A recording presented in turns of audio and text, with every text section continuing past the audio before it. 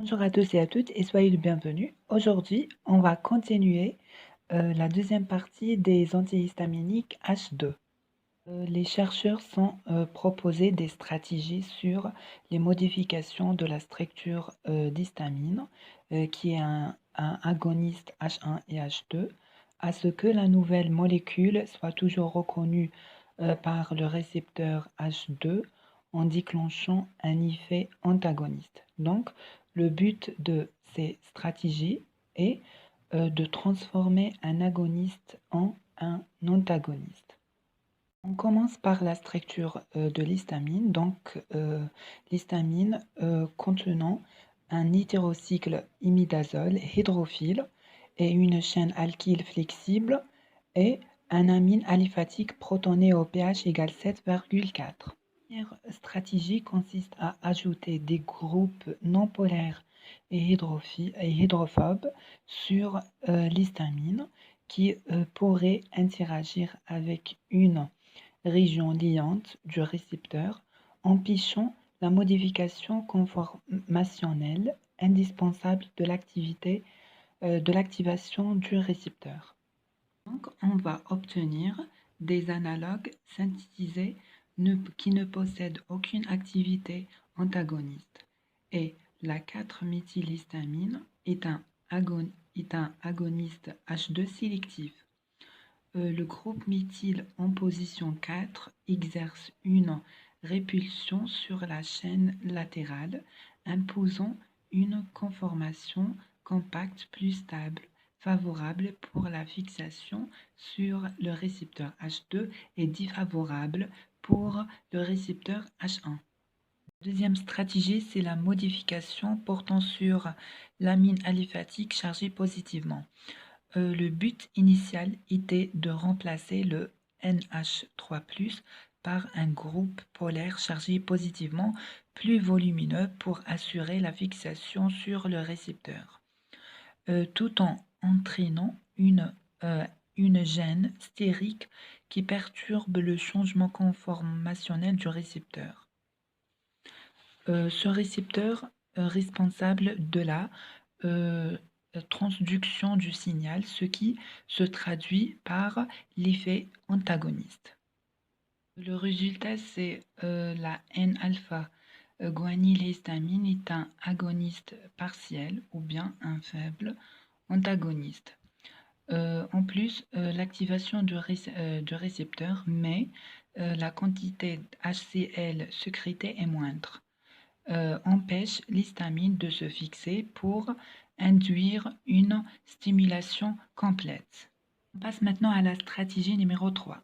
Donc le but, c'est allongement de la molécule pour l'éloignement de la charge positive.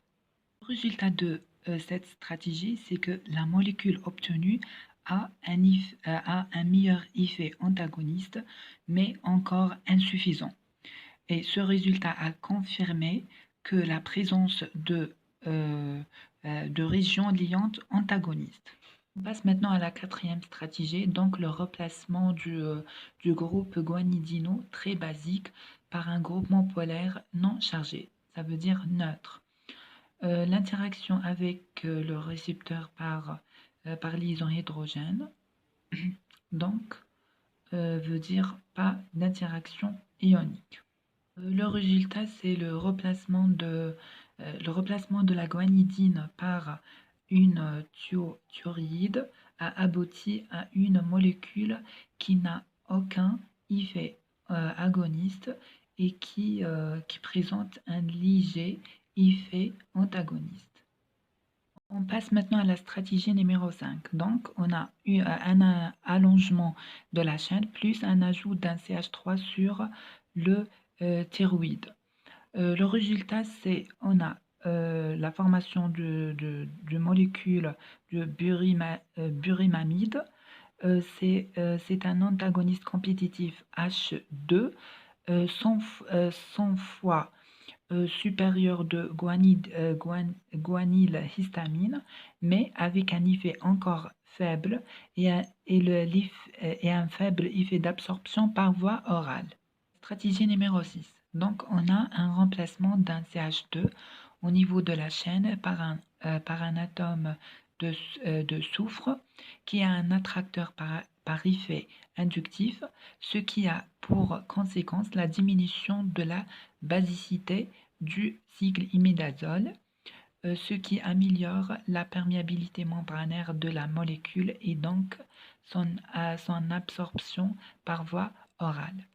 Et l'ajout d'un CH3 en position 4 de l'imidazole, ce qui augmente la sélectivité pour les récepteurs H2. Le résultat obtenu est la formation de mithiamide à une bonne activation antagoniste, 10 fois plus actif que la burimamide, mais il a des inconvénients, par exemple la nephrotoxicité et la granulocytopénie due à la présence de thioride.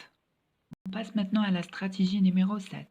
Donc, on a un remplacement du groupement thiourée de la mithiamide par un groupement guanidino-polaire. Résultat. La molécule résultante présente une faible activité antagoniste.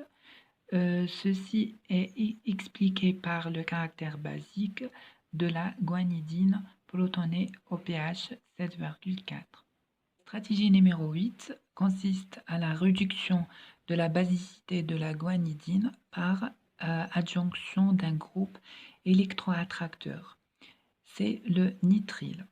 Le résultat obtenu, on a une molécule qui est la cimetidine, qui est le premier anti-H2 commercialisé en 1976 sous le nom de Tagamet.